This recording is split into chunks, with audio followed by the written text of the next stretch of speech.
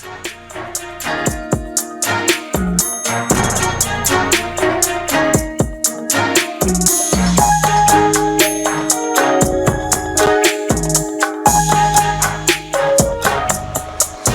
2500 jeunes diplômés intègrent le programme de formation professionnelle 2025 de la pêche. Le 14e contingent du stage professionnel a prêté serment ce vendredi 14 mars, marquant une première expérience pour ces jeunes en quête d'opportunités. 2500 plats, cette fois-ci, ont été distribués à l'hôpital Gabriel Touré par la Fondation Orange Mali et ses partenaires. Ces plats étaient destinés aux patients et à leurs accompagnateurs pour la rupture. Chronique sport du vendredi avec Mohamed Kenouvi qui revient sur les temps forts de l'actualité sportive de la semaine. Mesdames et messieurs, bonsoir. Bienvenue aux informations. Ce sont 2500 jeunes diplômés engagés pour le programme de formation professionnelle 2025 de la pêche. Le 14e contingent pour les stages professionnels a prêté serment ce vendredi 14 mars. Une première expérience professionnelle pour ces jeunes en quête d'emploi. Aminata Keita et Ibrahim Babi y étaient. C'est à l'issue de la cérémonie d'engagement de ce matin que le 13e contingent du programme de formation professionnelle de l'Agence pour la promotion de l'emploi jeune a passé le flambeau au 14e contingent. Ils sont au total 2500 stagiaires, dont 1550 femmes recrutées sur 15 021 postulants au programme de stage professionnel. Au nom de tous mes camarades, nous prenons l'engagement de tout mettre en œuvre pour effectuer le stage avec discipline, dévouement, don de soi, assurité et ponctualité. Anciennement appelée volontariat de la pêche, cette initiative a permis depuis 2004 à 53 236 jeunes diplômés maliens, majoritairement des femmes, de bénéficier d'une première expérience professionnelle selon la ministre de l'Entrepreneuriat national, de l'Emploi et de la formation professionnelle.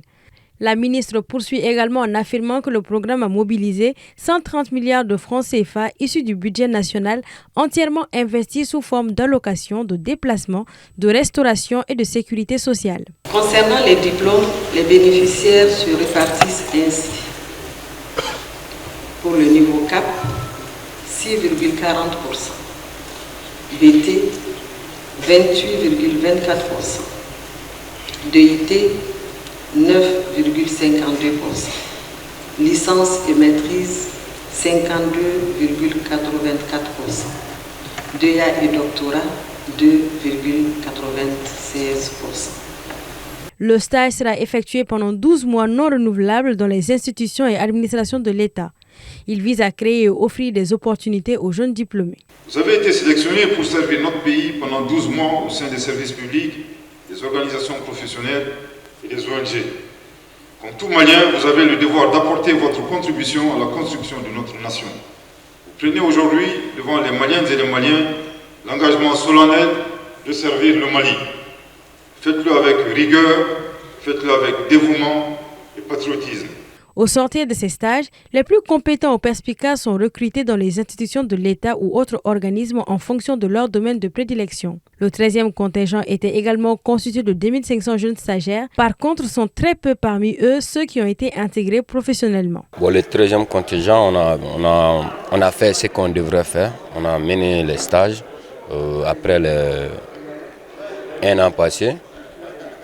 Nous sommes en attente maintenant.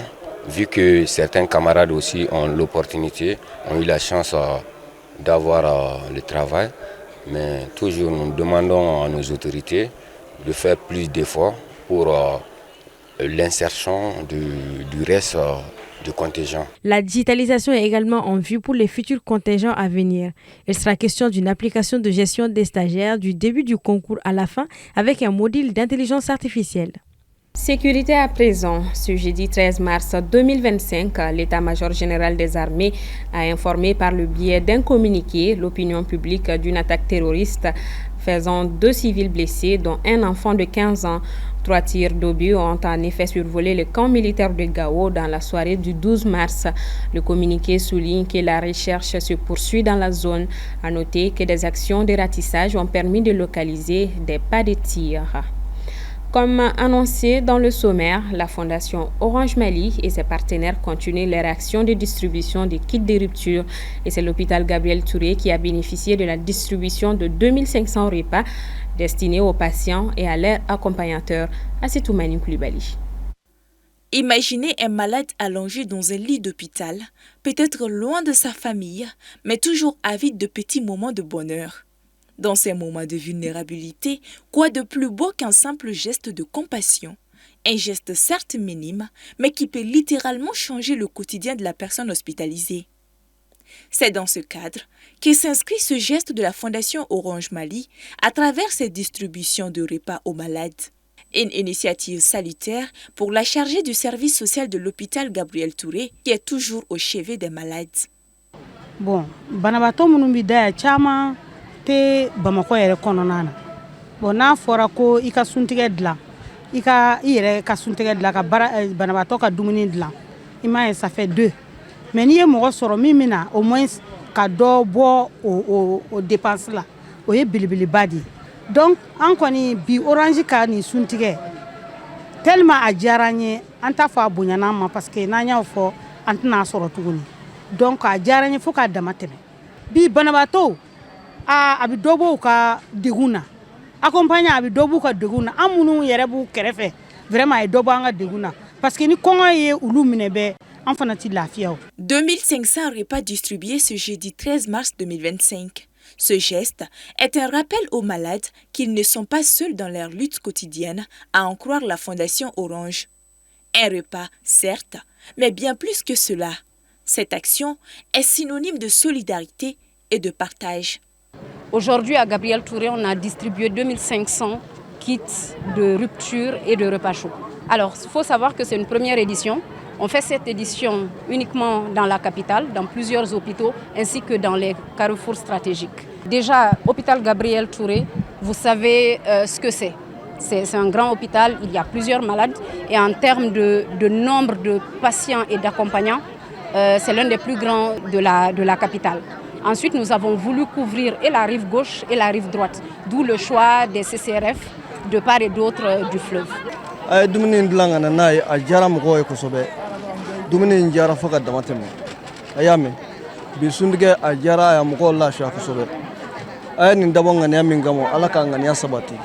Il faut rappeler que cette action s'inscrit dans le cadre de ce mois de Ramadan, un moment de générosité en vue de soutenir les plus vulnérables.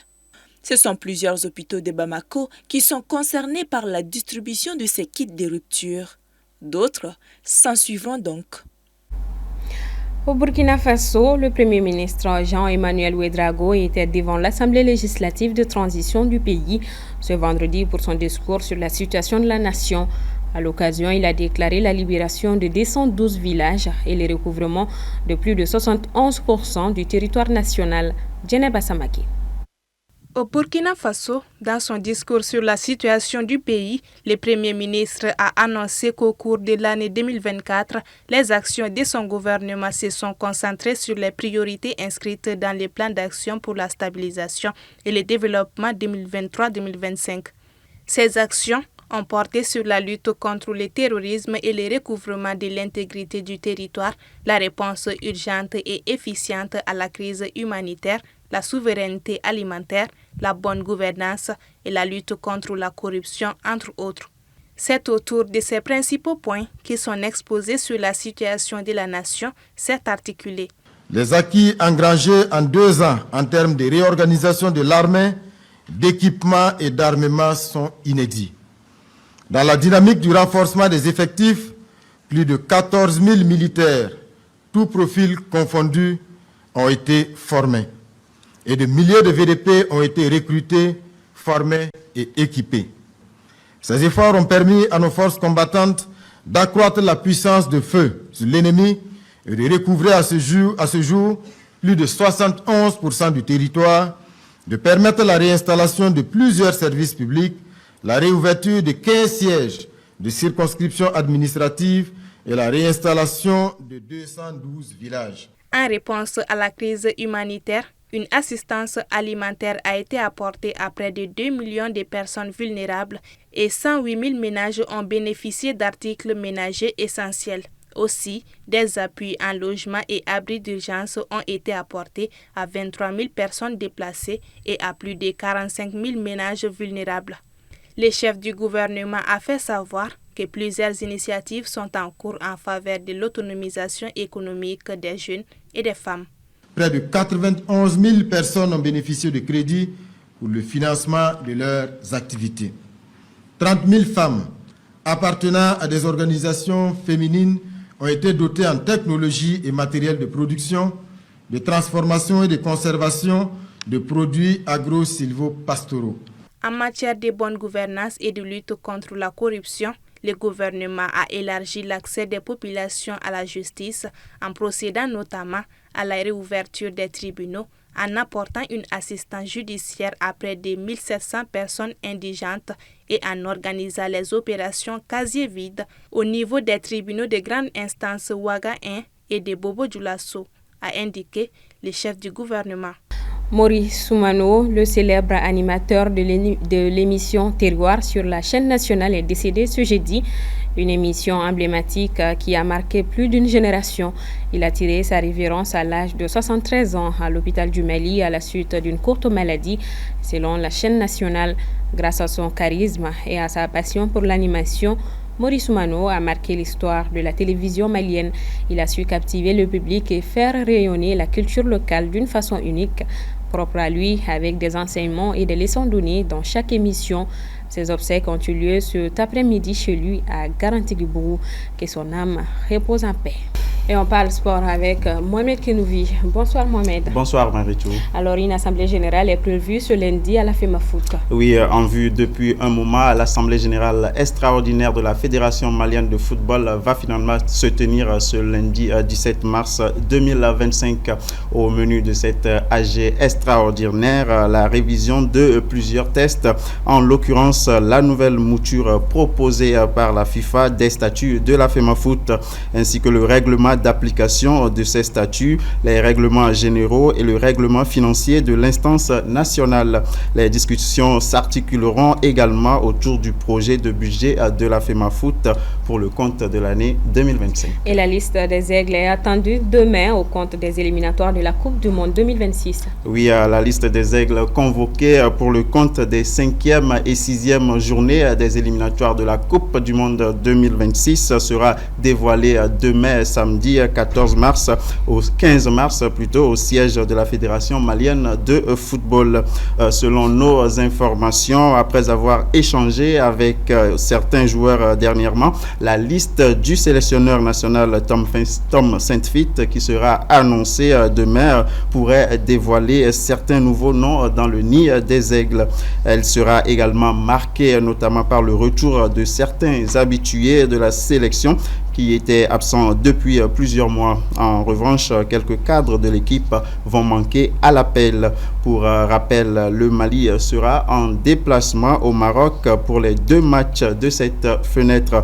Les Aigles affrontent d'abord les Comores le 20 mars prochain avant d'en découdre avec la Centrafrique 4 jours après, soit le lundi 24 mars. Et cap sur la 15e journée de la Ligue 1 Orange. Oui, pour lancer cette 15e journée, Afrique Football Elite affronte l'USFAS, match en cours actuellement, même du côté du stade Mamadou Konaté. Une seule affiche sera également à suivre demain samedi sous le coup de 16h30 au stade Salif Keita de Kati. L'AS Police reçoit les 11 créateurs de Niarela. Le choc de cette 15e journée qui sera bien sûr diffusé en direct et en intégralité sur nos antennes va opposer dimanche à 16h30 au stade Mamadou Konaté l'AS Real de Bamako au stade malien. Sur les mêmes installations, à partir de 18h45, le leader, le Djoliba AC, sera face à la lanterne rouge, les étoiles du Mandé. Entre-temps, à 16h30 du côté de Kati, l'AS Korofina a rendez-vous avec l'US Bougouba. Ce 15e acte de la Ligue 1 s'achève lundi avec 2 affiches. À 16h30, l'AS Bakarijan sera aux prises avec l'US Bougouni, tandis qu'à 18h45, Binga FC va en découdre avec le FC Diara. À noter que tous ces 2 matchs sont prévus au stade Mamadou Konaté. On termine par le NBA. Stephen Curry atteint les 4000 paniers à 3 points. Oui, la semaine dernière, on parlait de LeBron James qui avait dépassé la barre des 50 000 points dans l'histoire de la NBA. Cette fois-ci, c'est Stephen Curry, star des Golden State Warriors, qui est devenu hier jeudi le premier joueur de l'histoire de la NBA à franchir la barre des 4000 paniers à 3 points. Le phénomène des Golden State Warriors, qui fête par ailleurs ses 37 ans ce 14 mars, a franchi cette barrière inédite lors du 1013e match de sa carrière contre Sacramento, soldé par une victoire des siens 130 contre 104. Déjà consacré comme shooter le plus prolifique de l'histoire depuis le 14 décembre 2021 en dépassant Ray Allen qui a marqué 2973 paniers primés. Stephen Curry améliore donc un record qui semble pour l'instant inaccessible car, tenez-vous bien, son dauphin James Harden est encore loin derrière avec 3127 réussites dans l'exercice. Merci beaucoup Mohamed Kenouvi. Je vous en prie Marie. Bonne suite de Ramadan. Merci, pareil à vous. Et on termine avec la une de Journal du Mali. Orpaillage illégal, la fin du laisser-aller. L'hebdomadaire pose la question. En tout cas, la multiplication des sites d'orpaillage illégaux à travers le Mali entraîne des conséquences désastreuses sur plusieurs plans.